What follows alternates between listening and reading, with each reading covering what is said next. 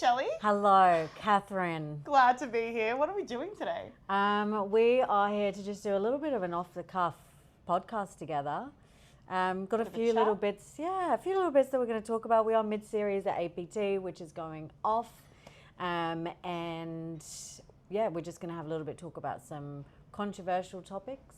Mm-hmm. And I've got a little quiz for you as well. Oh. And we're just going to talk a little bit about our lives.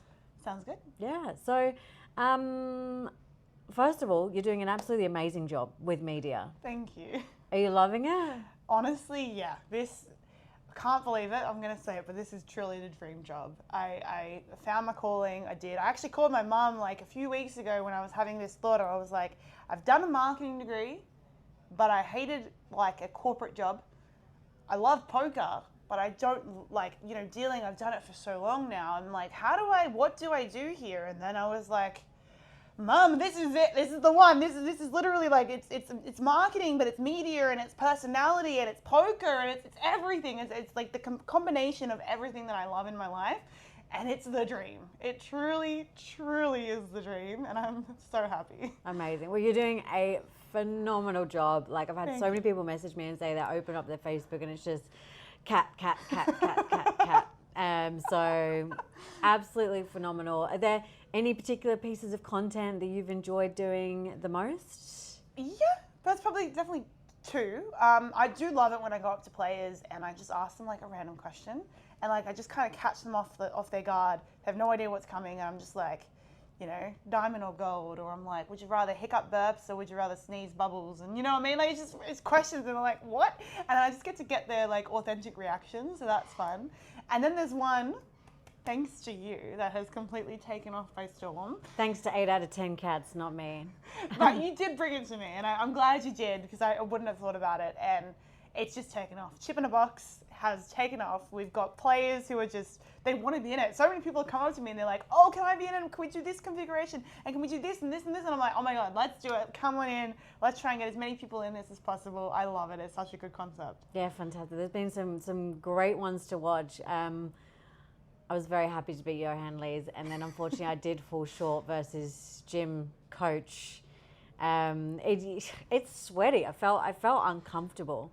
So going back to content, is the dream to do media at WSOP? Yes. I mean, that really is the goal. Like, I've been working on my writing skills as well. Like, I've been doing some write-ups for when people are winning events or with the State of Origin. I did some write-ups for the ladies, for the vice captains and captains. And I've been really enjoying doing that. And I'm doing that because I know that in America, a big portion of like poker news is writing. And I don't think I had any writing skills, but the write-ups have been good and I've been practicing it. So hopefully with a combination of some personality and some good writing skills, that could be the goal. I'd love to work with poker news. Yeah, I mean, I think you're doing a 10 out of 10 job and I don't see any reason why you won't be able to get there. So let's talk about WSOP a bit. And actually, I really want to talk about 𝗣cie𝗰𝗀𝗀𝗀𝗀𝗀𝗀𝗀. Okay. And I want to talk about if you think it's good for the game or bad for the game. I want your honest opinion. Mm-hmm. It'll be really interesting to see if we align, don't align. I mean, it seems pretty split. I ran a poll for anyone who didn't see on if they think I did both players actually good for the game or bad for the game, and there was just such an even split. So let's start off with 𝗣cie𝗰𝗀𝗀𝗀𝗀. Yep. And yeah, what do you think? Good for the game or bad for the game?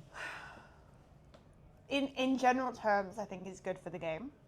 There's obviously a few things that I think he does that's a bit much, and he doesn't know when to not cross a line. Like the difference between 𝗣cie and 𝗣𝗀𝗀 is that 𝗣cie, especially this series, he did push it a little bit too far. Like if he could get all those warnings that he was getting, and if he could actually receive them and be like, okay, I've been warned a few times, maybe I need to just start rating it back a little bit. Maybe then I would be like, there wouldn't even be a question in my mind. I'd be like, nah, he's the best for the game ever. I love him, and he's done nothing wrong. But I think if he just needed to just push it back a little bit, rein it back a little bit.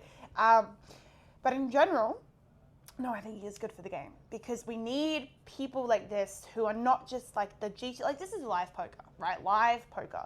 And that means you're not on your computer, clicking buttons, not getting live reads, you're just playing GTO, right? Live poker means get into your heads of the opponents. Get get any edge you can possibly get, manipulate them, you know, make them second guess what they're doing, make them play a way that they wouldn't have normally played because they're up against someone who's completely rattling them. You know what I mean? Like, I love that, and I love that for him.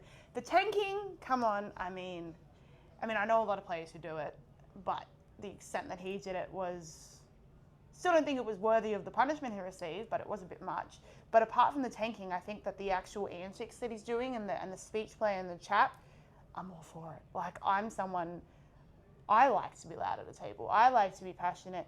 And when I went to Vegas, I felt like the room kind of didn't like that vibe. It felt like the Americans, you know, I was trying to record my hand. I yell, hold, I get excited. I'm not there to just spend my money and sit there in a hoodie and glasses and just be bored. Like, I love it that players like him are showing us that there can be a bit of personality and a bit of fun on a table. I know you're playing for a lot of money, but everyone's there, everyone's paid their buy-in. I think you deserve to do what you want to do. And let's talk about Cabral a little bit, because I know you are a fan because you were posting My about him. favourite. And I'm pretty sure he liked one of your comments on something and you lost it. I did. How excited you are. Favorite. Tell us what you love about Cabral. Okay. He is the better version of 𝗣cie𝗰𝗀𝗏. He is, like, he knows when to rein it in. The one-liners that he's spitting out, like Casino Royale, and not like that, and oh my God, he's just perfection. Like, I think it's the best for the game because it makes people uncomfortable, and they're getting needled, and they're getting, like, it's like, mate, you're playing for all this money, and you're just sitting on a table getting needled by a guy who's just there for the hell of it, and I love that. And so yeah, like, I know that a few years ago he was maybe caught cheating, but I feel like this year, like, he's changed it a bit, and this year I don't know. I love it, and I love what he's doing for the game now. Mm-hmm. Yeah. Interesting. I have to say, I personally think both are bad for the game. Okay. Okay. I think both are bad for the game. So let's start off with 𝗣cie𝗰𝗀𝗏. Mm-hmm. My personal belief is that we actually witnessed someone having a psychotic breakdown on a stream. He was, in my opinion, really not okay. I've never heard someone speak like that at that rate, and also be, in my opinion, quite delusional as to how they're behaving. You know, I'd be very interested to know if he sat down and watched it back, what his view of his own behaviour would actually be. It's one thing talking to players, getting in their heads, etc. But then there's another. The other side of it is he was speaking at that rate when he wasn't even in hands, and we're playing for tens of thousands, hundreds of thousands, millions of dollars. Yeah. And he was given all of those warnings, and you know how he spoke to players, but seemed to not be aware of how he was speaking, and you know he just fully was just blaming everybody else. How he spoke to the dealer, how he spoke to the TD, etc. was just, yeah. There's no line. He's just kinda, yeah. No, I get that. Yeah. Back in the old days, I think it was Full Tilt, maybe it was after that actually, but anyway, I just remember watching him on some of the older streams, and I did enjoy watching it a lot more. This time I had to turn him off. I had to mute it. I couldn't listen to it for another second. I just could not listen to it for another second. But then there is the flip side of, you know, do I think that the whole situation was handled well? Not at all. Not at all. The penalty, like, do you think that was valid? Like the orbit? Or a few of them. The orbit, the orbit, do you think that was valid? Do you think he was valid to be banned from 𝗣SOP for the rest of the year? And do you think that the 10-second shot clock was valid? Any of these? We say 𝗣SOP for the rest of the year. It was the end of the 6 weeks. So I don't know how many events were actually left, but I know it was not a lot. Yeah. I think should have actually potentially been a longer ban. Like, his behaviour really? His behaviour was really unacceptable. You know, like I'm pretty sure he called someone a pussy, actually. I'm not sure we can have this on stream, so you might need to take that out. But, you know, when he left the table and he like did this stare at everyone, I'm going to remember your face, I'm going to remember your face. That's very intimidating. It's not nice.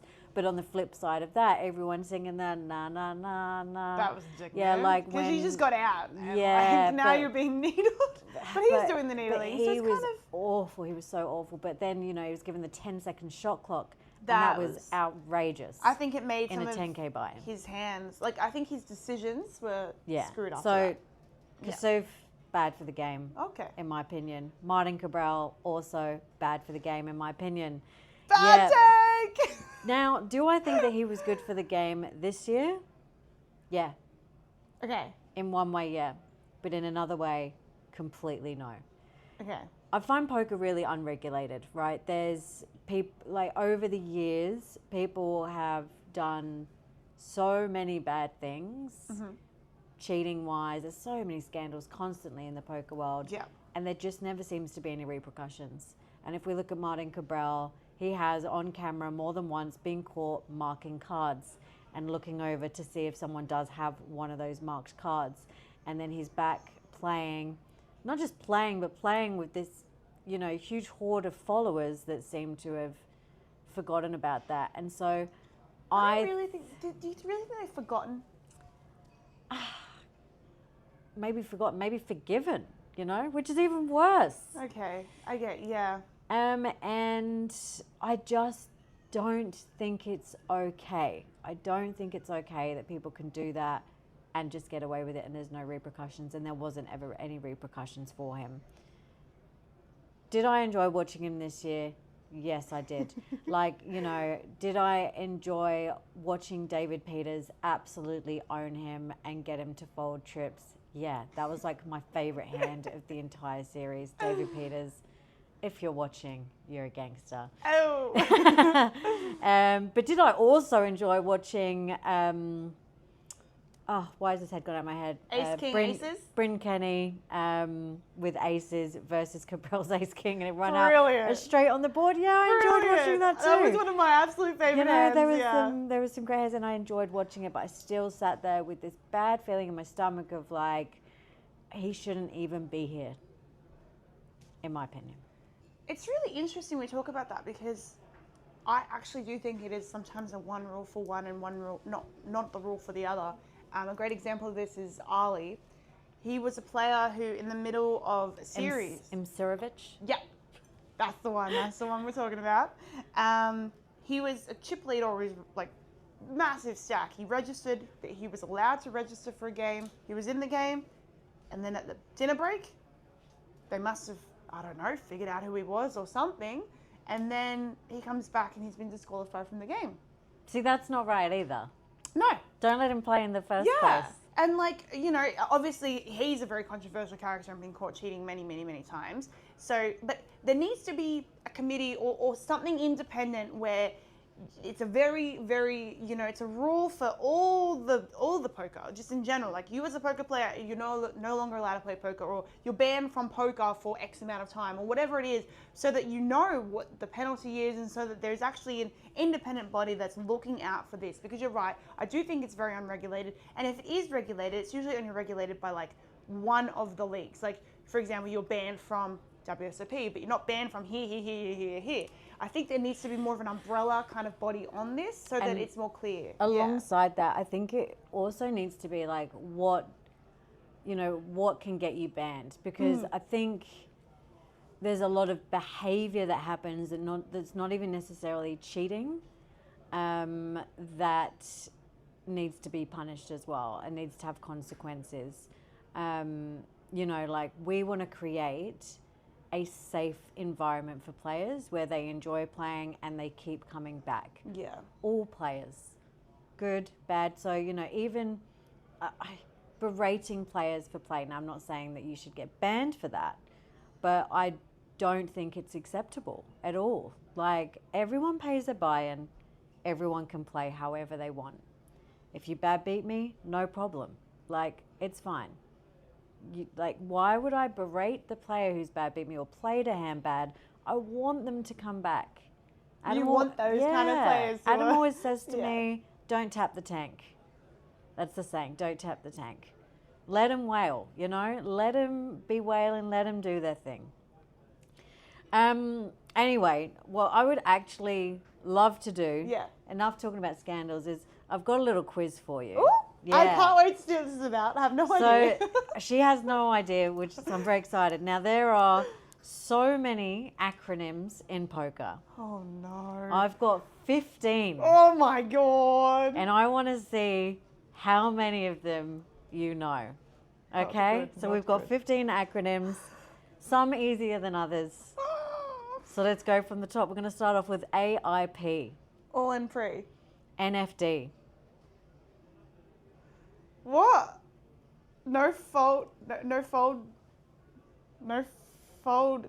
That'll be E. No fold equity. No, what is it? Incorrect nut flush draw. PFR.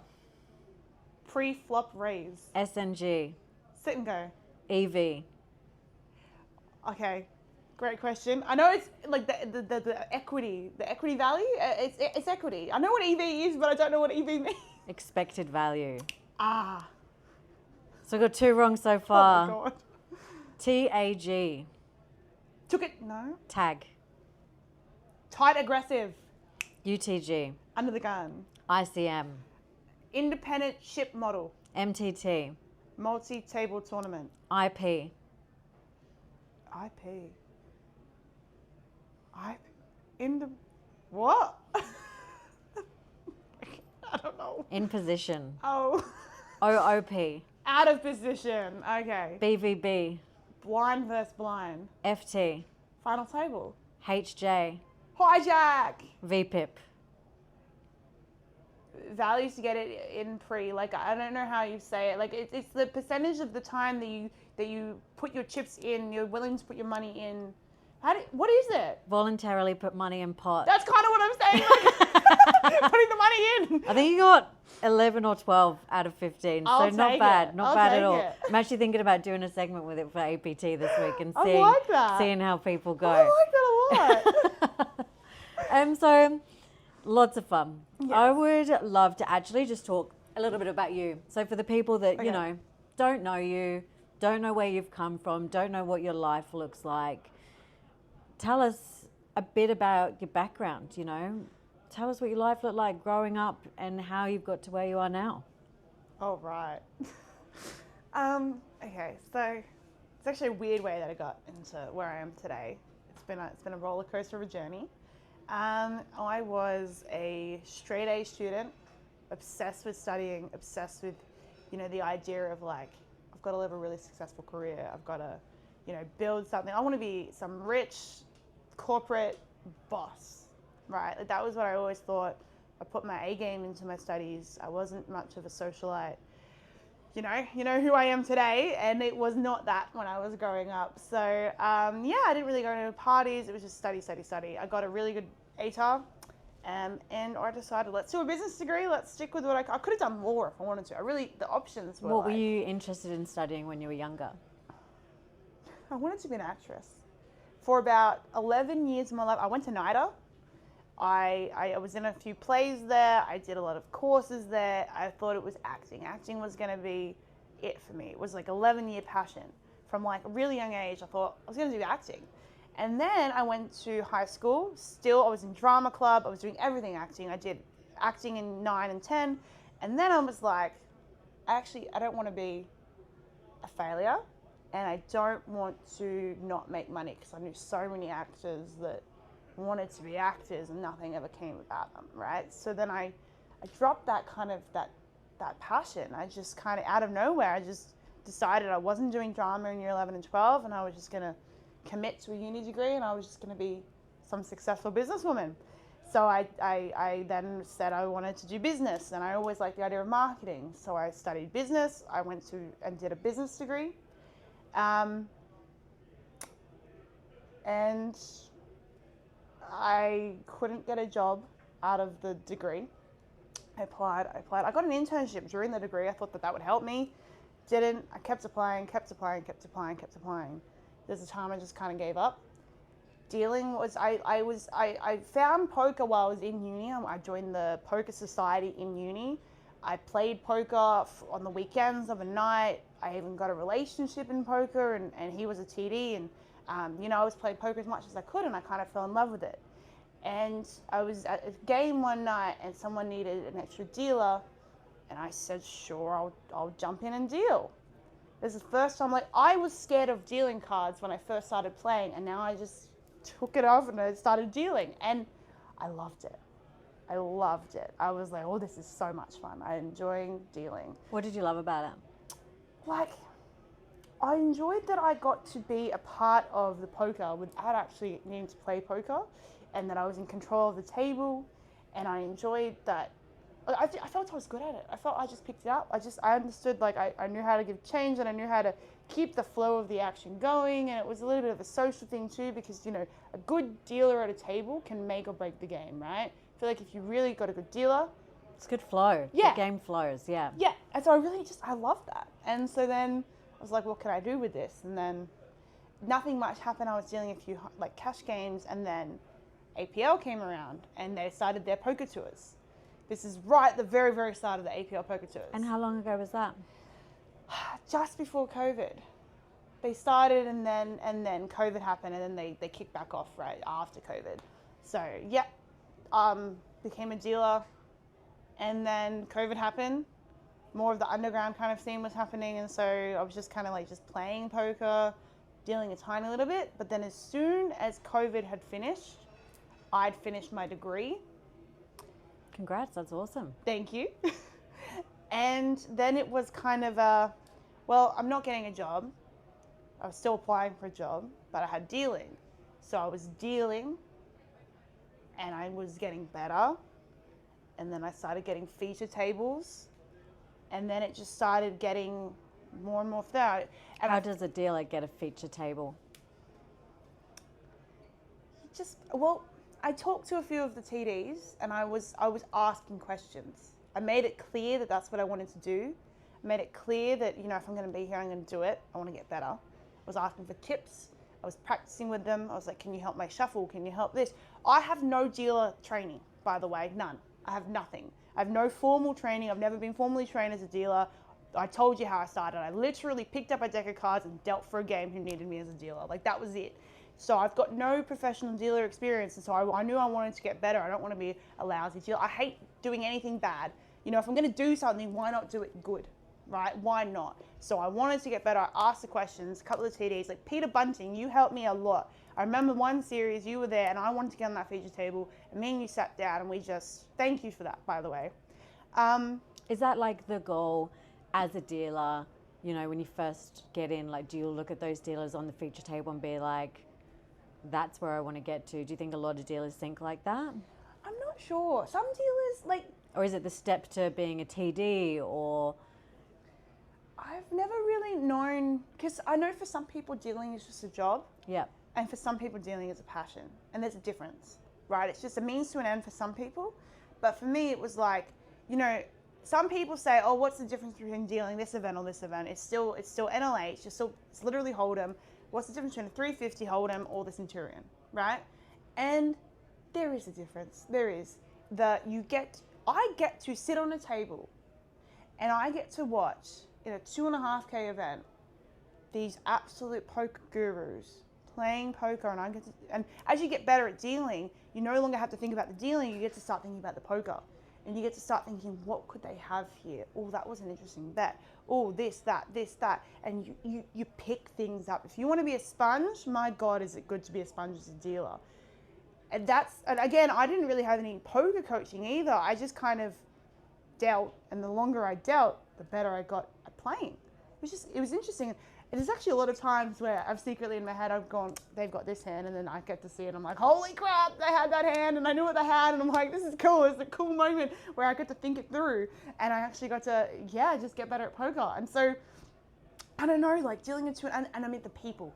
The people in poker is what really made the difference between me wanting a corporate job and me loving poker. Because I ended up getting a corporate job in sales, but it was for a marketing company, and I would go to work at that job, and the people, I'd ask them, what did you do on the weekend, and they would talk about, oh, we had brunch, and we went to golf. And that's not my people, you know, and it's not my people.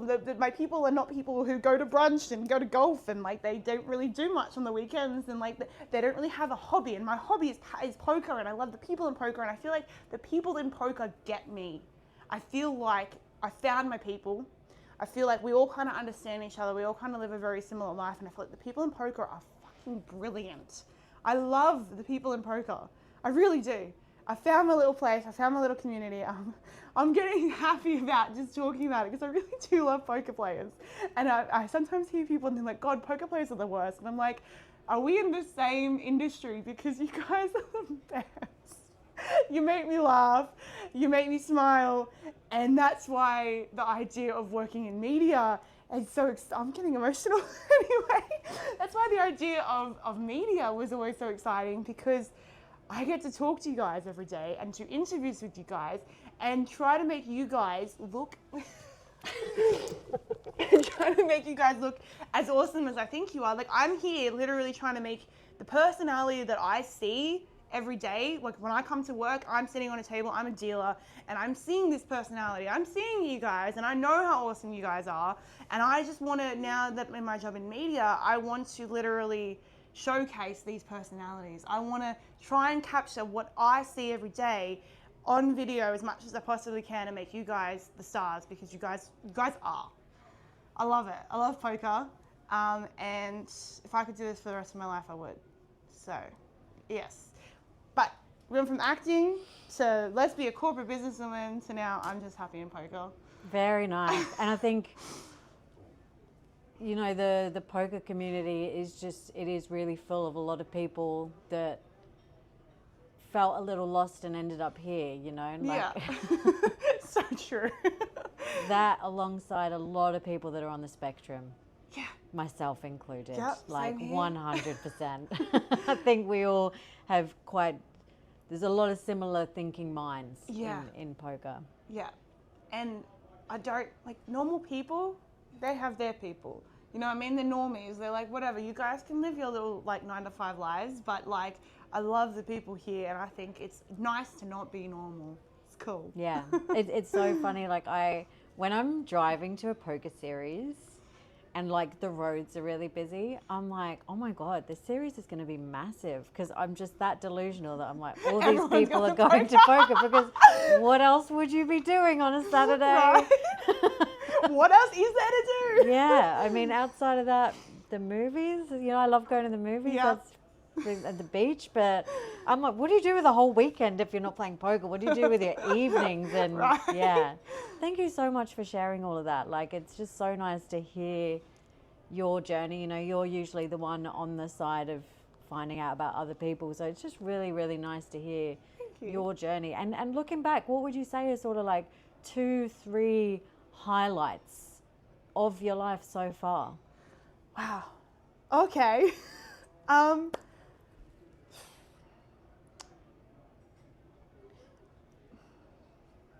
I think, oh God, that's a hard one.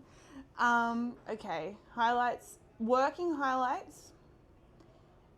A few of, like, when I got to travel for the first time, like when I found out that my life was going to be Townsville, Brisbane, Gold Coast, you know, I got South Australia, I got to go to Adelaide. Like, when I figured out that that was going to be my life for a bit, I was like, oh, that's a high. Like, all the tours that I've done have been highlights. They're all in their own unique ways. Like, all my Townsville trips, I rant and rave about them. They truly are highlights. Going to Adelaide, I mean, we had a great time down there. Mm-hmm. My trip to Vegas last year's one. Last year was a highlight for me. It was an absolute blast of a time. How good was Tiesto? Right? We got to go see Tiesto, and we were like 10 meters away from him. Very cool night. It was awesome. Great to have you there. And it was free. Yeah. How good. VIP hosts, gotta get them. Yeah. Lots of cat-friendly food there too. Yeah. American food, we love that. Yeah. And then... How are we rounding off the podium? That's a really tough one, because it could get really personal. Get personal. the highlight of my life right now, and it truly is, and it still will be, and I hope that this doesn't age poorly, but the highlight of my life right now is the relationship that I'm in. I've gone through some shit relationships, and I think I've found a little keeper here, and I'm really happy. And my life right now, these last few weeks is a highlight of my life. Oh, I love to hear that. Yeah. Amazing. And you can tell you're just glowing, you're vibing it. Yeah. You're in your element, and I love it. Yeah. I love it. Just keep doing you, never change. We've had many a conversation where we say that people do try to cut down someone who's different, loud, out there, big personalities. Yeah. Because it doesn't conform to what they're used to. Yeah. But never, ever, ever change. Thank you. Ever. It's what I just love about you is your massive personality. The highs are high, the lows are low. Yeah. And I'm here for it. Thank you. Well, Shelly, the thing is I wanted to do this podcast. Like when you said let's do a podcast together, the first thing that came to my mind was I know a few things about you, and I know your story, and I don't want it to sound like I'm just going, oh, tell me your story, but it literally was the reason I wanted to do the podcast to begin with. I feel like you've shared with some people your life, but the thing is that I don't think enough people know about how awesome of a person you are and what you've gone through to get to where you are today. I mean, you're an APT ambassador, and you're literally about to play in the State of Origin, and not just your poker career. I mean, that's already, you are doing so well. And to see, because we've been friends for a very long time, and I've watched this sort of journey myself. I've watched you go, and I'm really glad to see where you've started and where you are right now. And from what I've heard about the life you've lived and how you've gotten to here, I'd love to hear all about it myself. Say it, tell the people. I want to know about So, I mean, I definitely can't tell the people everything. No, yeah, that's fair. Because, we just can't. But I can definitely tell a bit. And, I really want to avoid it being too much of a sob story. But it's interesting, you talk about the APT ambassadorship and State of Origin. And lots of people who don't know me very well would look at me and think that I am very confident. And for those who know me really well, know it's actually quite the opposite, and it is a bit of a facade. And there is, unfortunately, still that voice in the back of my head that says, you don't deserve this, you don't belong, they're judging you, you shouldn't be here.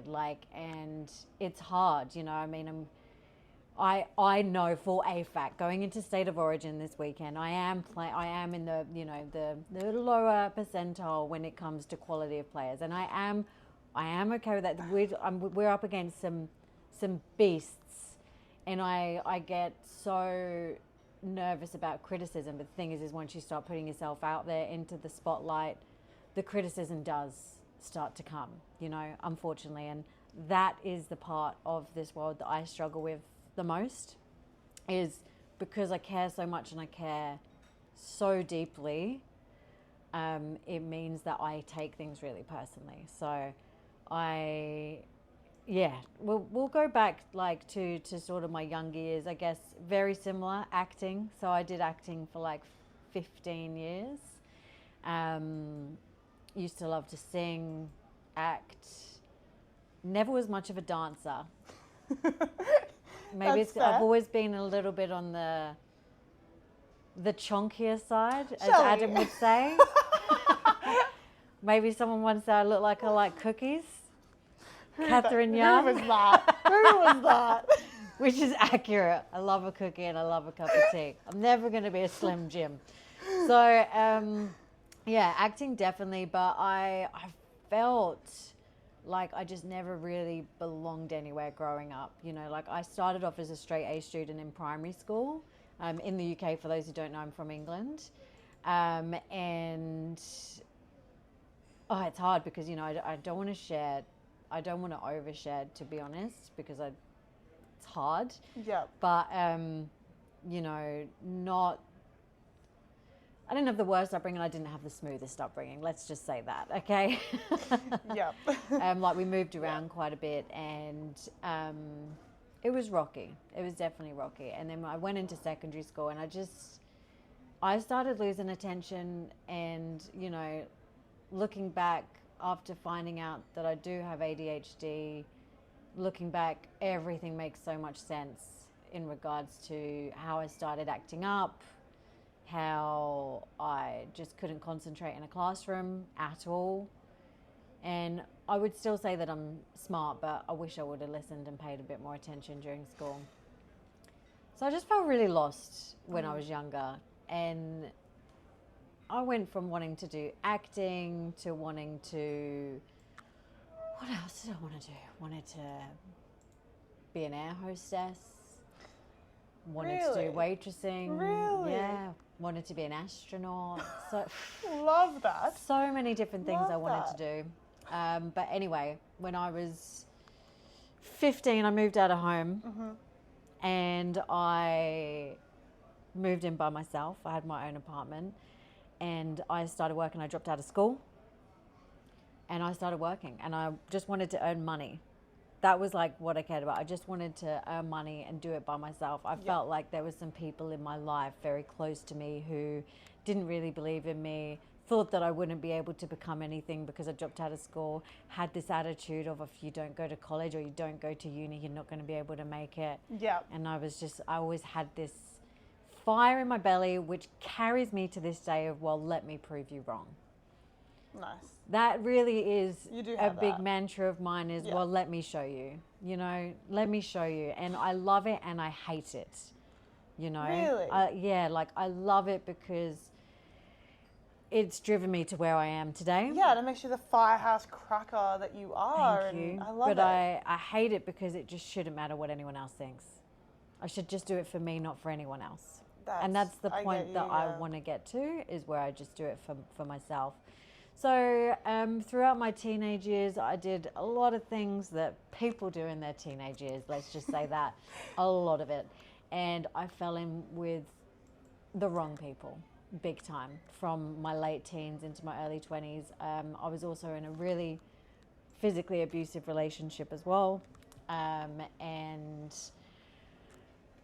you know, when I finally pulled myself out of that, and it actually took that person hitting me in public in front of my friends for me to leave them.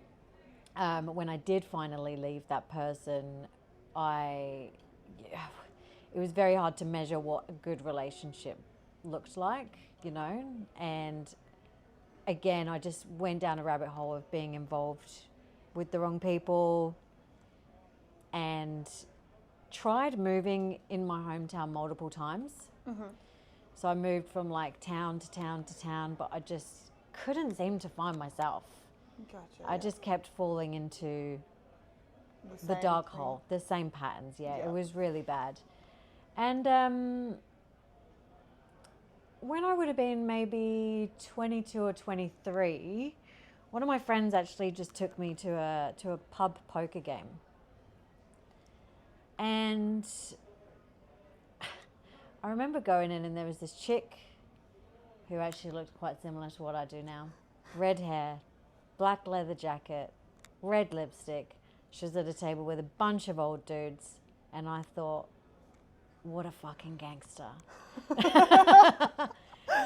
And I thought, wow, like she just had this confidence. She just oozed, and I just watched her taking these chips from all these men, and I very quickly understood what a bluff was and when she was bluffing, and I was like, I want to be like her. So I started playing. Yep. It was just a £5 game at a pub with these old guys, and I started very quickly taking their money and using sweet talking to sort of get them to do things, which you'd be surprised to know it still works sometimes. And so, yeah, I just remember the first time I played, everything went quiet in my mind.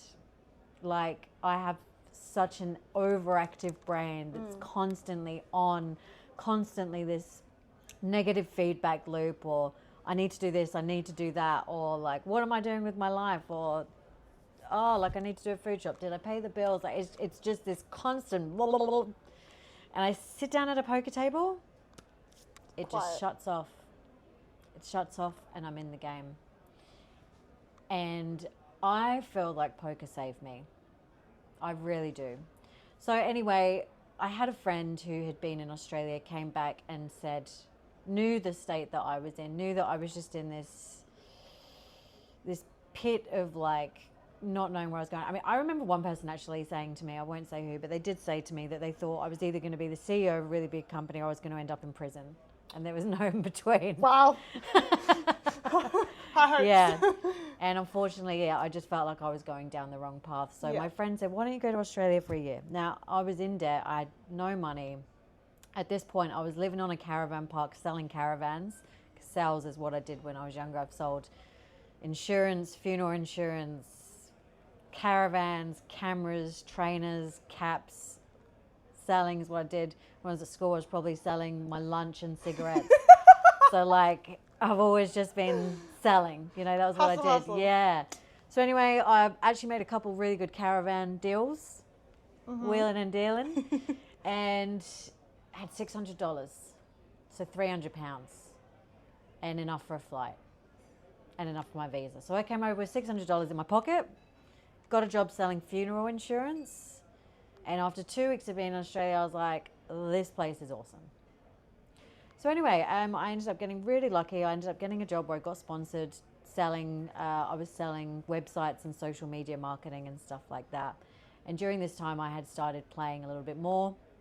I'd spent some time in Melbourne, playing in Melbourne as well. Actually, my first ever tournament in a casino, I played in Melbourne at the Crown. And some of you know, but I, like an hour in, I flopped quad fives and I went all in. And everyone folded. Everyone folded. I showed my hand and okay, so yeah, had been really getting involved with a lot of poker and just enjoying playing. I definitely at that point, you know, had started thinking I would love to play a little bit more, full time, maybe even one day, because you know, you were talking about the travel aspect.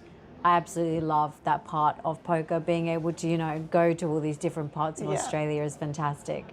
So I actually ended up doing really well in the corporate world, which is not something that I thought that I would do. But yeah, was really successful in sales, ended up moving into training and actually ended up moving into marketing, where is a space that I feel really, really comfortable, get to be very creative.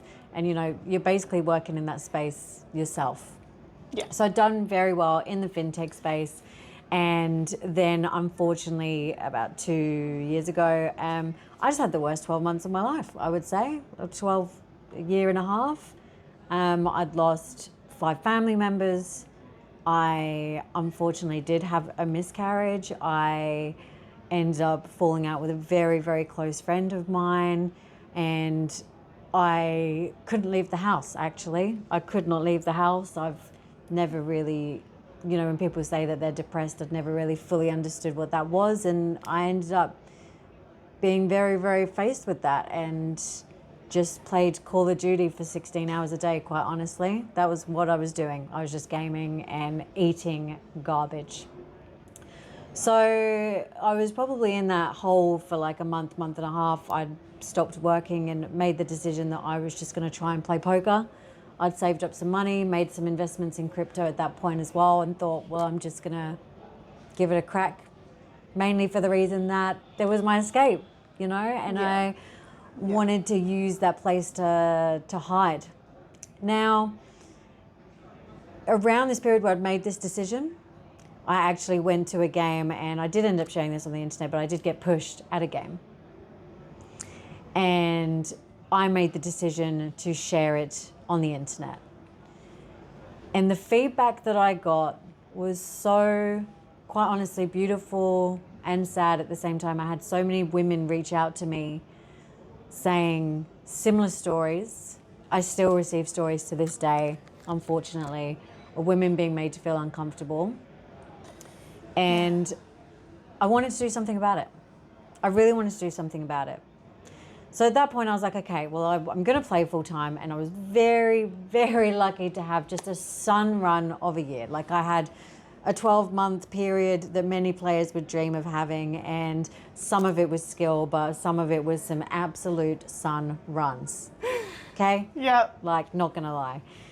So had an amazing year, but I really wanted to create a space, a haven for women to come into the game. I wanted to be a woman who women would look up to or come to, or, you know, feel comfortable to come to me with any issue that they've had as well. And I feel really happy that that has happened. And I do have women reach out to me and talk to me about issues, and we work through them together. I started coaching women for free just to bring women into the game. I remember that. So that was beautiful. yeah, like it was amazing. I couldn't believe I had like 180 women message me. Jesus. Saying, I've always been interested in the game, I just didn't know where to start.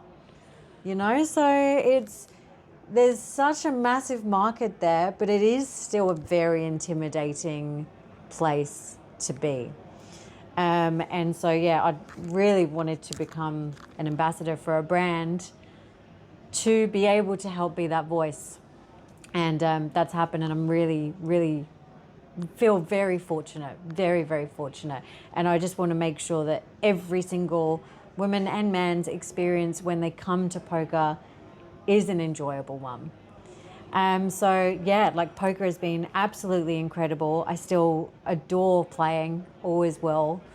I love big hands. Like that's the only thing that's frustrated me about this week is I haven't had the opportunity yet to play many tricky hands, and I love that. I've probably had 3 or 4.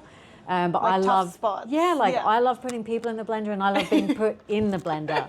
Like it's tough at the time, but that's where you learn. Exactly, That's where you grow. Yeah. Exactly.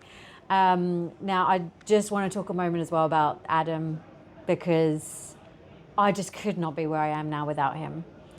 He helped bring my game to the next level. I know that there's still so many more levels to go, but he really, really helped me by playing hundreds and hundreds of hours of heads up with me. Still playing? Still, wow. yep, still. I know you were playing. I've heard about it before, still do. but that's beautiful. And now, you know, he was always putting me in the blender, and now it's a bit more even, which is nice. I put him in the blender all the time. I love it. I love it. And yeah, he's just an absolute rock for me. And he's, for anyone who's played against him, he's just a phenomenal player. But my God, he's unlucky. Even Crilly was saying this week, you know, like some of the laydowns he makes. I watched him in this hand. I was railing him, and he was in Omaha, and he showed me King's Full. He was showing me, and he was in the tank for like 5 minutes, and I'm like, has he read his hand right? There's 2 hands that beat him, a royal flush and quads. Gotcha. The way the hand played, it was really unlikely that the guy had quad 3s because of the action pre-flop. And I'm like, you're basically beat by a royal. And he's tanking, and I'm like, what are you doing? And he folds, and I'm like, what is this laydown? The guy had the royal flush. No. Yeah. I've watched Adam play, and he packs a serious punch. He knows. He's got a wiring in his brain that's just different to like a lot of other people. He's just there. He's just really with it. He just thinks that next level. Yes. And that's why he is a tanker. People don't like it, but he is a tanker. And he has called the clock on himself before. Like, he is a tanker, but it's not for show. He really is just, he just thinks about everything.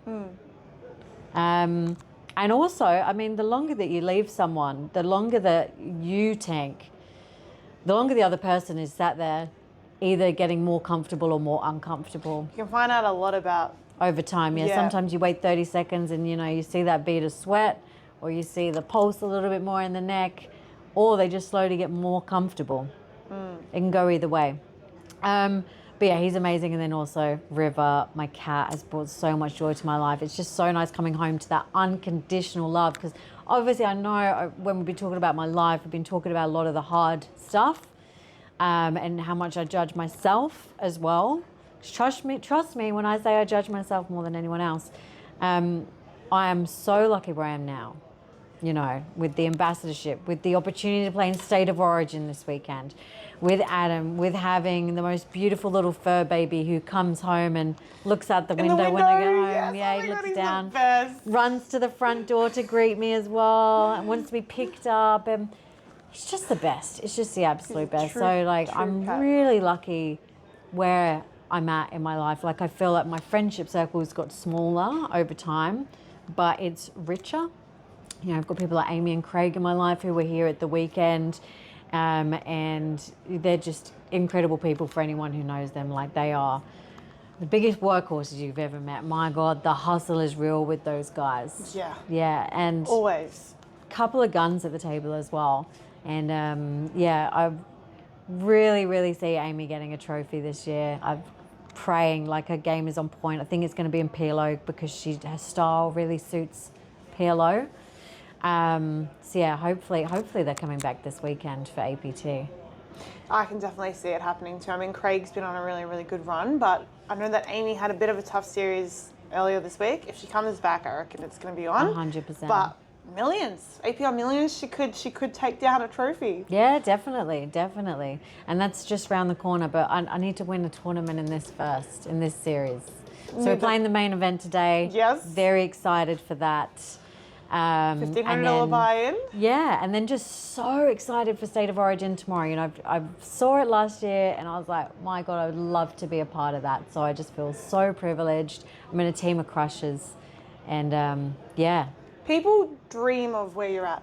Honestly, they do. Shelly, I don't think you understand. Like, you're living so many people's dreams, and I don't want you to feel like you've got this imposter syndrome or anything like that, where I feel like, oh, it's there. I know, but and it'll always be there. You deserve this moment. Thank you. You are getting to play in the State of Origin, which is everyone's dream, but you have worked for it, and you are there, and you are like the best, greatest choice. This is so good, and that team dynamic, and it's gonna be electric, and I'm so excited. Your team is brilliant. It is. I think, you know, like Adam, he's always saying to me, you know, like, why do you care about the haters so much? Like, you've got all these people that love you and support you, yet my brain still focuses like on the people who are like, why her? Why is she doing it? It should be me. What has she done? She hasn't even got that, like, do you know what I mean? And it's hard, but I'm working on it.